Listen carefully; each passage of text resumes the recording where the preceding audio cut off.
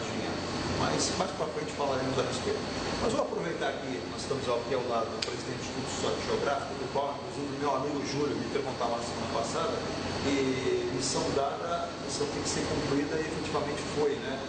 E nós tivemos aí um comentário, nada seja desaborador, não é isso. Mas nós temos a biblioteca da cidade funcionando aqui ao lado, dentro da área do Instituto Histórico Geográfico, há mais ou menos 16 anos. 17 aí por né? Mas essa biblioteca é ligada à Secretaria de Ensino.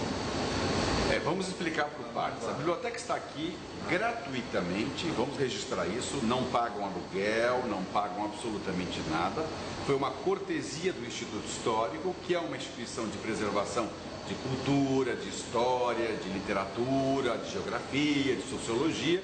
Então nós optamos por ceder essa área graciosamente, gratuitamente, para que a biblioteca fosse instalada. E de fato ela está aqui dentro, né? A proposta no contrato original é de que a Biblioteca Municipal cuidaria também do nosso acervo, fato que infelizmente nunca aconteceu. Na verdade, a intenção é que fosse mantida a biblioteca externa, mas que o nosso acervo, que é muito maior, nós temos 25 mil volumes, deveriam ser cuidados também e nunca foram. Então, agora, a possibilidade, não é um fato, a possibilidade, ainda não está batido o martelo, de que a biblioteca seja transferida daqui para a ETEC, né? Aí sob supervisão do governo do estado, o mesmo acervo, a mesma possibilidade de consulta, o mesmo horário de funcionamento, os mesmos funcionários que estariam atendendo da mesma forma, né? E aí nós instalaríamos neste espaço a Secretaria de Cultura, porque este é um centro de cultura, né? E é o Museu Histórico Geral da cidade, é exatamente aqui onde nós estamos. Então seria para todos nós muito mais prático e funcional, até porque a maioria das atividades culturais perenes da cidade acontecem aqui. O Museu Histórico Geral da cidade está aqui, a biblioteca de 25 mil volumes está aqui, o Memorial Frei Gaspar da Madre de Deus está aqui, o Memorial Padre José de Anchieta está aqui, a Galeria de Arte Célula Madre está aqui, ou seja, aqui é realmente um polo cultural. Então seria muito oportuno. Mas isso ainda não passou nem pela aprovação do prefeito, isso ainda não passou pela aprovação da diretoria do Instituto Histórico, que tem que homologar essa decisão através de assembleia própria, né? Então, tudo por enquanto é apenas uma divagação. Evidentemente que o nosso interesse é fazer o melhor para o munícipe. O que a gente está tentando fazer, ou pelo menos estou tentando fazer, e o secretário Fábio Lopes da mesma forma, é resgatar o amor pela cidade, é resgatar a autoestima da cidade, né? Porque a cidade ficou muito para baixo, a gente só ouvia coisa ruim. Então agora pretendemos ouvir coisas boas. Para o alto, só os salários dos assistentes dos vereadores. Presidente Edson Paixão, quando se fala em melhorar, o Paulo colocou muito bem, você está trazendo soluções. Você não está desabrigando ninguém, pelo contrário, você está movimentando, trazendo para cá uma Secretaria de Cultura, para a ETEC e a biblioteca, os meus funcionários. O próprio Sindicato tem um interesse muito grande, né, presidente, em poder possibilitar cursos, possibilitar uma série de atividades para os servidores, aqueles que estão, inclusive, sindicalizados. Isso é importante, a gente observar que a Secretaria de Cultura, o próprio Instituto, pensam assim, né, presidente? Não, claro, e é uma dúvida que a gente tinha antes de começar o programa, e antes de conversar com o Paulo hoje à tarde, ele acabou solucionando, né, que era justamente como é que ficariam os servidores que estão trabalhando aqui, com se desalojados, se ser modificados, ele já explicou que não vai ter nenhum problema. Agora, com relação à ideia, isso eu acho que é coerente. Já está tudo, o Parque Histórico Cultural está aqui dentro de nossa secretaria. Isso é um histórico coerente. Além disso, tem uma outra coisa que talvez tenha sido levada em consideração, é a questão da economia, porque já tem um espaço aqui, já não precisa de locar nenhum bem material, nenhum bem próprio de fora. Então eu acho que é uma coerência do presidente do Instituto Histórico. Júlio. Hoje parece que a Secretaria de Cultura, parece não, ela é alugada, ela está no imóvel, né? Paga-se por ele, então isso já vê uma economia.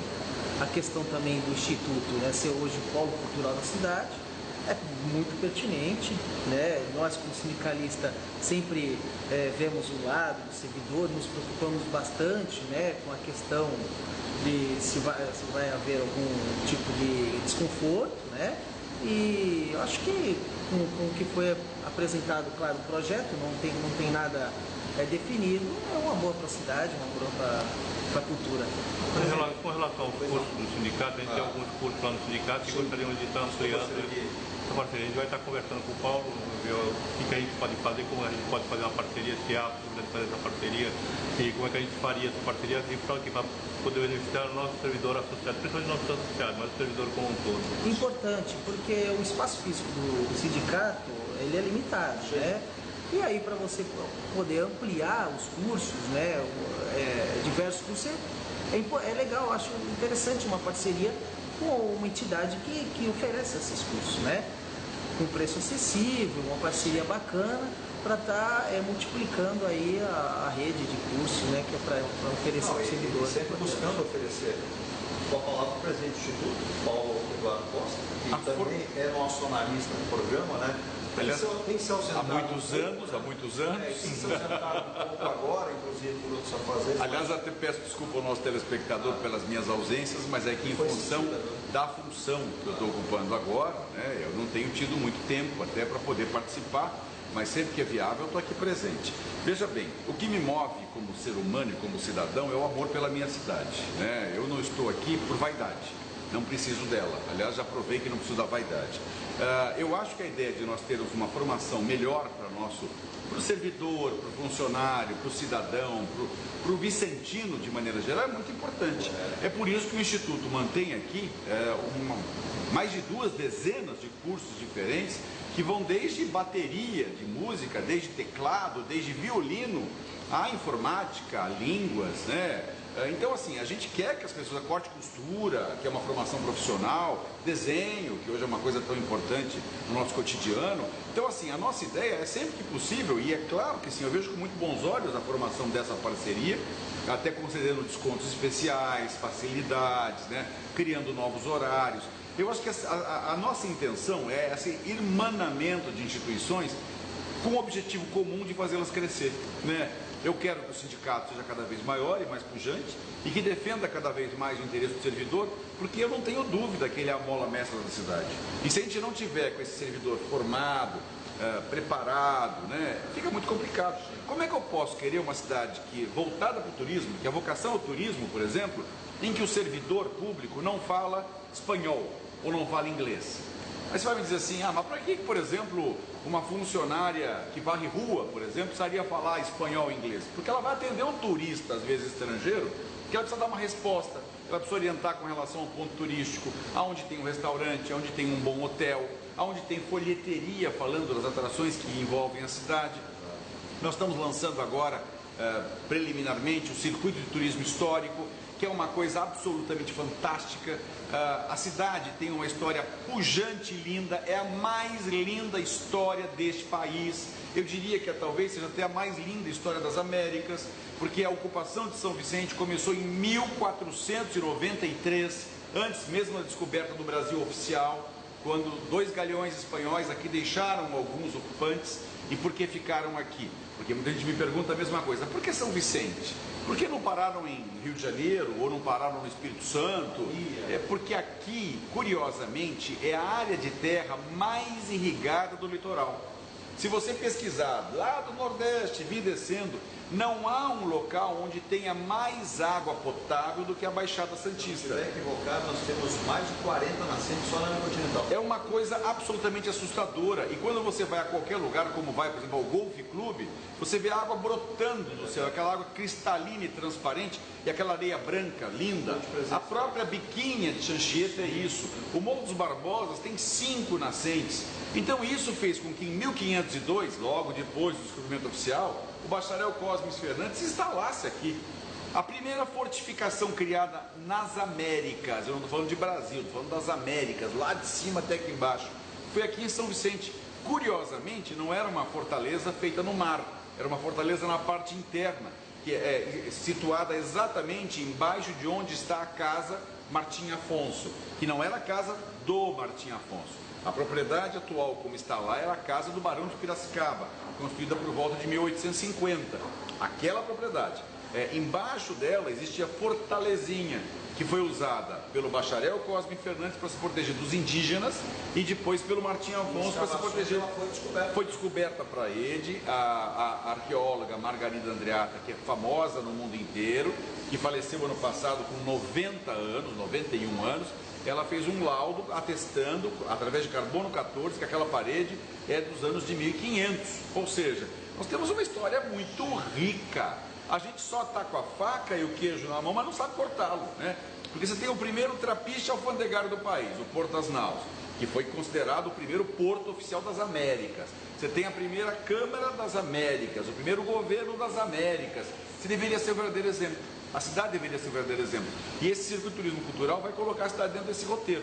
Por isso que essa formação, para ensinar o servidor o inglês, o espanhol, a informática, né? E eventualmente alguém que diga, olha, eu quero fazer um corte e costura, eu quero fazer um instrumento musical, eu quero me aprimorar. Cultura e arte vêm do conhecimento. Paulo, inclusive vou passar para você, para os nossos amigos telespectadores e internautas. Eu tive a oportunidade recentemente de estar junto, né, com vários membros da diretoria do Sindicego lá na colônia de férias de Peruíbe, uma dinâmica de grupo. Inclusive, o Paulo mandar um grande abraço ao mentor lá, o Arim Brito, grande companheiro também de imprensa, do meio publicitário, professor. A gente percebeu essa dinâmica, né? A Júlio, o presidente, como fez com que essas pessoas se conhecessem mais, refletissem mais, pensassem diferente até alguns momentos, e acredito que a classe do servidor vai ganhar. E quanto mais bem preparado está, e quando você tem um palestrante do nível do Ari fazendo esse tipo de introdução, você só tende a ganhar. Esse é um fato positivo, que a cada ano o servidor tem que se engajar no sindicato, porque não basta apenas falar, eu sou de um sindicato, o sindicato tem o que oferecer, né, presidente? Com certeza, a gente fez esse evento, foi o primeiro dessa gestão e com certeza não será o último. Vamos ter outros eventos dessa natureza para agregar as pessoas, para aproximar as pessoas e para trazer novas ideias, novas informações, nova formação da própria diretoria. Você já viu, Paulo, uma dinâmica de grupo de mais de 2 horas e meia, que não cansa? Eu sou testemunha disso, o Júlio também estava lá, Júlio. É algo que o próprio servidor tem que participar, o servidor, eu sou servidor, mas não sou sindicalizado. É importante ele estar presente, porque ele ganha essa cultura, ele ganha esse conhecimento, e isso é bom para o dia a dia. O Paulo citou bem, um servidor mal preparado atende mal, consequentemente vai espirrar onde? Lá no prefeito. Porque o prefeito é isso, o prefeito é aquilo. Não, o servidor na base. E assim, a linha da comunicação nossa hoje é de empoderar o servidor de informação. Sim. Porque ele informado, ele vai se tornar um aliado nosso. Eu acho isso muito importante e também a gente vem investindo bastante na diretoria, na informação. Hoje o povo brasileiro, no geral, precisa se informar mais politicamente, etc e tal. Não basta você apenas ser um engenheiro, né, um bacharel e etc e tal. Há muita coisa que, às vezes, um semi-analfabeto que vem a estudar, por exemplo, a questão política do país, sim, os seus direitos, né? Então não basta você, servidor, ter uma graduação. Né? Tem muita coisa que a gente precisa se inteirar, estudar, e o Sindicato de Comunicação vem trabalhando massivamente nessa questão. Uma fala do Júlio, assim, uma informação importante. A ideia assim, não é levar para o servidor ou para o munícipe o que eu penso, o que eu quero que eles pensem. Né? A informação para ele formar as ideias dele próprio. Exatamente. Então, nós citamos agora há pouco a questão da biblioteca. O primeiro caminho para qualquer cidadão é ler um livro. Quanto mais livros você saborear, mais você lê, mais você entende, melhor você irá escrever, melhor você irá interpretar. Então, quando a gente fala em cultura, nós estamos aqui numa casa de cultura, melhor para você. Eu vou um rápido intervalo, depois falando de cultura, outros temas vamos colocar. A gente recebeu um convite aqui, eu, o presidente Edson, o vice-presidente o Júlio, o Instituto Histórico Geográfico de São Vicente, que é a prefeitura da cidade, né? Tem a honra e a grata satisfação de convidar a todos nós por uma cerimônia que irá comemorar o 52º aniversário da Lei 4.603, de 20 de março de 1965, de autoria do deputado Atier Jorge Cury, que levou a cidade de São Vicente à categoria de célula máter da nacionalidade e monumento da história pátria. Essa cerimônia acontecerá na Casa do Barão aqui, portanto, do Instituto Histórico Geográfico, na Frei Gaspar 280 no centro, a partir das 18 horas, o encerramento previsto para as 22. Detalhe, na oportunidade será efetuada a recepção de Sua Alteza Imperial e Real, Dom Bertrand, Maria José, Pio, Januário Miguel, Gabriel, Rafael Gonzaga de Orleans e Bragança, Príncipe Imperial do Brasil. Olha que eu não treinei para falar o nome dele, gente. Mas eu vou intervalo, na volta a gente fala um pouquinho mais disso também. Sai daí.